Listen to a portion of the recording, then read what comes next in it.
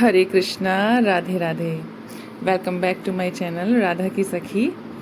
राधा रानी की कृपा से आप सभी ठीक होंगे। आज मैं राधा रानी की एक चमत्कार की सत्य घटना आप लोगों के लिए लेकर आई हूँ। तो चलो शुरू करते हैं। कर लो भजन राधा रानी का, भरोसा नहीं इस जिंदगानी का। जग में मीठा कुछ भी नहीं, मीठा है नाम बस हमारी राधा रानी का। बोलो लाडली महाराज की जय, हमारे श्यामा श्याम की जय, ऊंची अटारी वाली की जय। आज आपको अपनी प्यारी लाडली जो की कृपा की बहुत ही सुंदर कहानी बताती हूँ।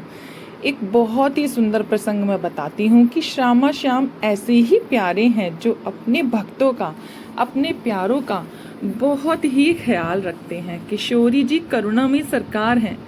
कोई दुखी हो तो उनका कोमल मन सबसे पहले ही दुखी हो जाता है। इसलिए दिल से उन्हें पुकारो तो आपको एहसास होगा कि राधा रानी आपके ही पास है।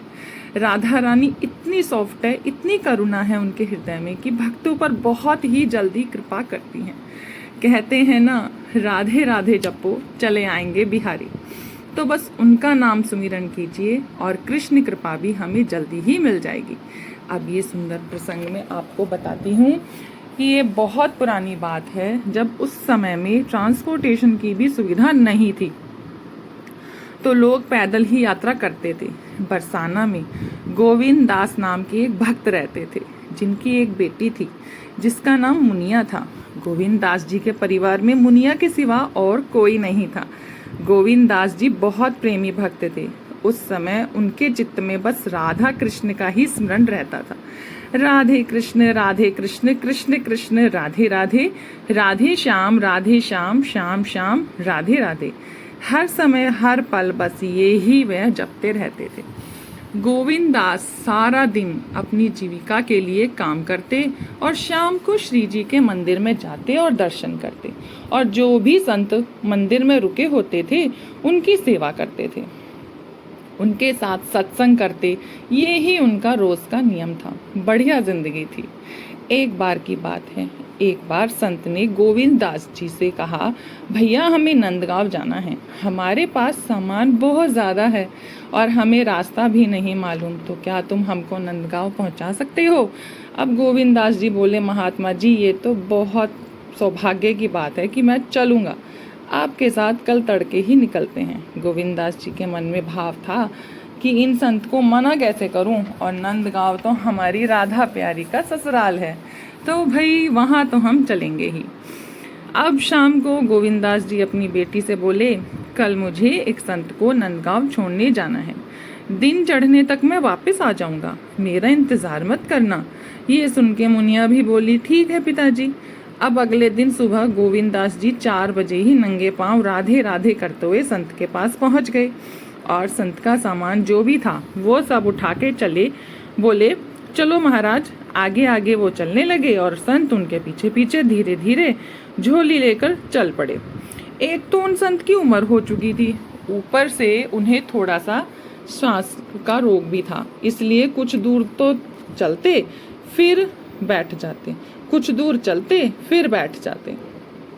इस तरह रुक रुक कर चलने में नंदगांव पहुंचने में उन्हें बहुत देर हो गई। नंदगांव मंदिर बहुत ऊंचाई पर भी है। मंदिर पहुंचकर गोविंद दास जी ने सामान रखा और बोले, महाराज हम चलते हैं।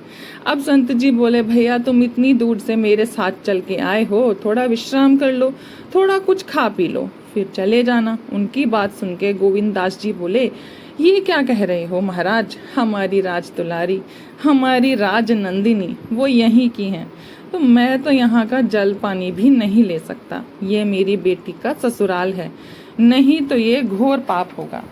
देखो कैसा भाव है ना लोगों का। नंदगांव आज भी लोग राधा रानी का ससुराल मानते हैं और वहाँ का अन्न जल भी ग्रहण नहीं करते और अपने बच्चों का रिश्ता भी वहाँ नहीं करते आज भी, क्योंकि उनके मन में यही भाव है, एक बार तो हमारा रिश्ता नंदगांव से जुड़ ही गया है, दोबारा हम वहीं पे समझाना बनाते हैं तो हमारे राधा कृष्ण के प्रेम में कमी आ जाएगी। इतना उच्च भाव होना सच्ची में बहुत बड़ी बात है, सच्ची।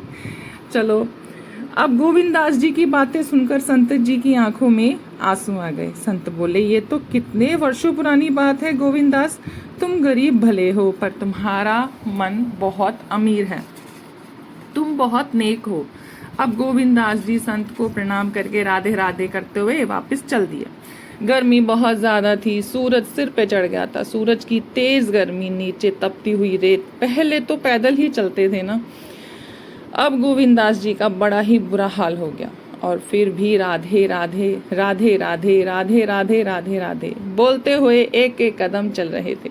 उनको एक एक कदम उठाना भी बड़ा भारी हो रहा था। अब काफी दूर चलने के बाद वहीं पे एक पेड़ की छांव में बैठ गए। उस समय बिल्कुल सन्नाटा था। वहीं पे गोविंद दास जी रुक गए। थोड़ी ही देर हुई तो एकदम ही वो बेहोश होकर वहीं गिर पड़े। दूर दूर तक कोई नहीं था जो उनकी मदद करता, पर हमारी राधा रानी तो थी ना, वो तो करती ही है अपने भक्तों पर कृपा। बरसाना अटारी पर राधा कृष्ण प्रेम से बैठे हुए थे। राधा रानी को भक्त की पुकार सुनाई दी और वो उसी समय चल पड़ी। कृष्ण ने पूछा, क्या हुआ राधे? राधा रानी बोली, भक्त याद कर रहा है। भरी दोपहरी राधा रानी धूप में चल पड़ी और पीछे पीछे कृष्ण भी आ रहे हैं। बरसाना की सीमा के पास गोविंद दास जी मूर्छित पड़े हुए थे। भगवान कृष्ण भी पूरे मस्खरे हैं। उन्होंने सोचा कि राधिका को थोड़ा सा छेड़ा जाए। उन्होंने कहा, तुम्हारे पिताजी तो मूर्छित पड़े हुए हैं। कान्हा जी की बात सुनकर राधा रानी थोड़ा गुस्से में बोली, कृष्ण। तो कान्हा जी बोले, अरे तुम इनकी बेटी का रूप धारण कर लो तभी तो मदद कर पाओगी। अब राधा रानी कान्हा जी का इशारा समझ गई। राधा रानी ने गोविंद दास जी की बेटी मुनिया का रूप धारण कर लिया और पिताजी पिताजी कर आवाज लगाने लगी। गोविंद दास जी की थोड़ी सी बेहोशी हटी। राधा रानी ने कुछ पानी की छींटें उनके मुंह पर मारी। गोविंद दास जी की कुछ चेतना आई। अब राधा रानी ने उन्हें प्रेम से जल पिलाया। राधा रानी ने उन्हें जल पिलाया। उन्हें गोविंद दास जी उठकर बैठ गए और बोले, बेटी मुनिया को सामने देखकर बोले, तू यहाँ कैसे? और तू यहाँ कैसे? तो राधा रानी बोली, बाबा घर पर हरिया काका आए हैं तुमसे मिलने के लिए, तो मैं आपको बुलाने आ गई। आते आते भोजन और जल भी ले आई हूँ, आओ भोजन कर लीजिए। अब गोविंद दास जी ने भोजन देखा तो बड़ा ही अच्छा लगा और वो तो बहुत भूखे थे। उन्होंने भोजन करना शुरू किया और भोजन से पहले वो राधा कृष्ण को याद करने लगे और एक जयकारा लगाया और फिर खाना खाने लगे। अब राधा जी ने कहा, बाबा मैं घर पर जाती हूँ, घर पर मेहमानों को संभालती हूँ, आप आ जाना। गोविंद दास जी ने कहा, हाँ ठीक है बेटा, तू जा, मैं आता हूँ। अब कुछ दूरी के बाद राधा रानी अदृश्य हो गई। गोविंद दास जी ने भोजन किया और ऐसा भोजन उन्होंने पहले कभी नहीं किया। उनकी तो मन और आत्मा दोनों ही तृप्त हो गई। भोजन करके उनको बड़ा आराम मिला। पेड़ की थोड़ी देर छाया में बैठे रहे, फिर वहां से निकल पड़े। घर पर पहुंचकर गोविंद दास जी अपनी बेटी से बोले, बेटी जो तू आज ना होती तो तेरा बाबा ना होता। अब गोविंद दास जी की बातें सुनकर मुनिया ने कहा, मैं तो कहीं भी नहीं गई बाहर। अब ये सुनकर तो गोविंद दास जी बोले, बड़े हैरान हुए। वो बोले कि हरिया काका आए हुए थे, वो कहाँ हैं? मुनिया बोली, नहीं बाबा, यहाँ तो कोई भी नहीं आया और मैं तो सुबह से यही हूँ। बस गोविंद दास जी की समझ में सारी बात आ गई। उन्होंने मुनिया से कहा, आज तुम्हारे ही रूप में मेरी प्यारी राधा रानी मेरे सामने स्वयं आई थी और मुझे उन्होंने भोजन कराया, जल दिया। राधा रानी की कृपा याद करके उसी समय गोविंद दास जी जोर जोर से रोने लगे। वो भाव विभोर हो गए थे और सोचने लगे कि हाय, मेरी किशोरी जू को मेरे कारण इतनी गर्मी में नंगे पैर वहां आना पड़ा, इतना कष्ट उठाना पड़ा, मैं पापी उन्हें पहचान भी ना सका। अब तो मेरे जीवन की बस एक ही याद कि मुझे कब फिर से श्री राधा रानी के दर्शन होंगे। अब इसके बाद गोविंद दास जी की पूर्ण श्रद्धा के साथ पूरा जीवन उन्होंने राधा रानी की सेवा में लगा दिया। होना स्वाभाविक ही था, है ना। राधा रानी ने इतनी कृपा जो की थी, एक जयकारा बोलो ऊंची अटारी वाली की जय, श्री राधा रानी की जय, श्री वृंदावन बिहारी लाल की जय, मेरे राधा माधव की जय।